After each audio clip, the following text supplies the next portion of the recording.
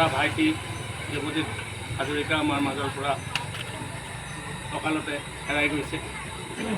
আৰু এই তিৱাঘাট বৃহত্তৰ ৰাজহুৱা বিহু মঞ্চৰ আমি প্ৰতিজন কৰ্মকৰ্তা হিচাপে বিগত 10 বছৰ একেলগতে বিভিন্ন সামাজিক কামত জড়িত হৈছিলোঁ, জাতি ধৰ্ম নিৰ্বিশেষে।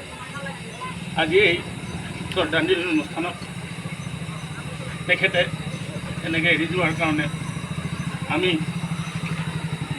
বহুত মৰ্মাহত হৈছোঁ। আৰু এই অঞ্চল তথা ৰাজ্যৰ মাজত যি জনপ্ৰিয় হৈছিলে দেৱজিৎ দা, কাৰোবাৰ কাৰণে দেৱজিৎ ভাইটি, কাৰোবাৰ কাৰণে ভতিজা, সেইজন মানুহ আমাৰ মাজত আজি নাই। তেখেতে য'ত আছে চিৰশান্তিৰে থাকক, তাৰে কামনা কৰি আমি শ্ৰদ্ধাঞ্জলি অনুষ্ঠান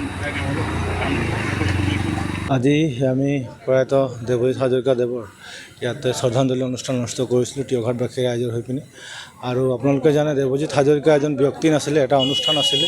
জাতি ধৰ্ম নিৰ্বিশেষে সকলো মানুহৰ লগত মিলিব পৰা এটা চৰিত্ৰ থকা এটা মানুহ আছিলে। আৰু সেইটো কাৰণে আমি অনুষ্ঠান বুলি পিনে তেওঁক কৈছোঁ। তেওঁ এটা ব্যক্তি নাছিলে আৰু তেখেতৰ যি মৰম শ্ৰদ্ধা ভাল পোৱা এটা অগণন ৰাইজৰ মাজত আছিলে, সেইটো কাৰণে আমি আজি শ্ৰদ্ধাঞ্জলি জনাইছোঁ। আৰু তাৰ লগে লগে এই শ্ৰদ্ধাঞ্জলি অনুষ্ঠানৰ থলীৰ পৰাই আমি তিৱাঘাটবাসী ৰাইজৰ হৈ পিনে এটা আহ্বান জনাব বিচাৰিছোঁ প্ৰশাসনক, যাতে যিকেইজন দোষী, যিখিনি কালপিতৰ নাম ইতিমধ্যে ছুইচাইড নোট উল্লেখ হৈছে, তেওঁলোকক কিন্তু কৰায়ত্ব ইতিমধ্যে 2জনক কৰিছে বুলি আমি গম পাইছোঁ আৰু বাকী 2জনক কৰা নাই। অতি শীঘ্ৰে যাতে তেওঁলোকক কৰায়ত্ব কৰে আৰু কঠোৰতকৈ কঠোৰতম যাতে শাস্তি দিয়ে। আৰু তাৰ লগতে আমি এটা কথা শুনিবলৈ পাইছিলোঁ মুখ্যমন্ত্ৰী মহোদয়ৰ মুখত অলপ দিন আগতে, যে তেওঁলোকে পৰ্টেল চেনেলৰ ওপৰত বিহিত ব্যৱস্থা গ্ৰহণ কৰিব। কিন্তু এই পৰ্টেল নিউজ চেনেলসমূহৰ ওপৰতো বিহিত ব্যৱস্থা গ্ৰহণ কৰিব লাগে, কাৰণ আমি ইতিমধ্যে গম পাইছোঁ যে এই পৰ্টেল নিউজৰ কাৰণে বা ভুৱা সাংবাদিক বা সাংবাদিক নামত লৈ পিনে তেওঁলোকে যিখিনি মানুহক ঠগ প্ৰবঞ্চনা কৰে, তেনেকুৱা ব্যক্তিৰ কাৰণে আজি আমি দেৱজিৎ হাজৰিকাৰ নামৰ অনুষ্ঠানটোক আমি হেৰাব লগা হৈছে।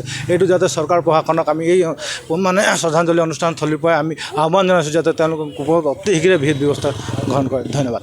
কিছু আজি অলপ সন্তুষ্টি এইটো কাৰণে লাভ কৰিছোঁ, আমাৰ এই শ্ৰদ্ধাঞ্জলি অনুষ্ঠানত আমি জানিবলৈ পাৰিছোঁ যে ইতিমধ্যে অৱশ্যে যোৱাকালিয়েই আমাৰ 2জন কৰায়ত্ব কৰিছে। তাৰ কাৰণে আমি সাংবাদিকক আদি কৰি আমি আমাৰ যিসকলে লাগি আছিল, আমি প্ৰশাসনকো বহুত ধন্যবাদ জ্ঞাপন কৰিছোঁ। আৰু আমি আশা ৰাখিছোঁ যে আজি ৰাতিৰ ভিতৰত হয়তো আৰু 2জনক কৰায়ত্ব কৰাৰ সম্ভাৱনা আছে। গতিকে আমি এই শ্ৰদ্ধাঞ্জলি অনুষ্ঠানত আমি এইটো আজি পুনৰবাৰ দাবী জনাইছোঁ, আৰু আপোনালোকৰ সহায় সহযোগ অবিহনে আমি এই কাম কেতিয়াও কৰিব নোৱাৰিম। গতিকে যিসকল দোষী তেওঁলোকে উচিত শাস্তি পাওক। আৰু যোৱাকালিও আমি কৈছোঁ, গতিকে এইটো আমি পুনৰবাৰ দোহাৰিবলৈ বিচৰা নাই।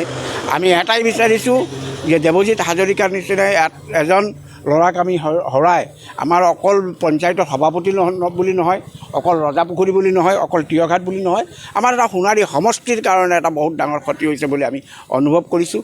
সেয়ে আজি আমি অতি সোনকালে ততাতৈয়াকৈ আমাৰ তিৱাঘাট বিহু সন্মিলনে যি শ্ৰদ্ধাঞ্জলি জ্ঞাপন কৰিলে কাৰ্যকৰ্তাসকলকো আমি বহুত বহুত ধন্যবাদ জ্ঞাপন কৰিছোঁ। তেওঁলোকে অতি সোনকালে এইটো কাম কৰিব পাৰিছে।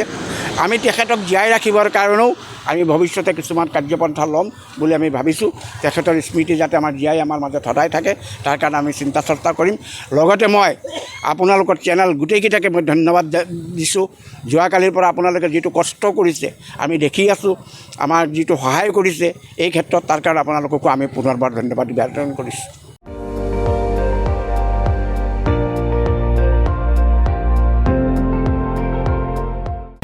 আপুনি চাই আছে ND24, সৰ্বশ্ৰেষ্ঠ নহয় সৰ্বোত্তমৰ দৌৰ।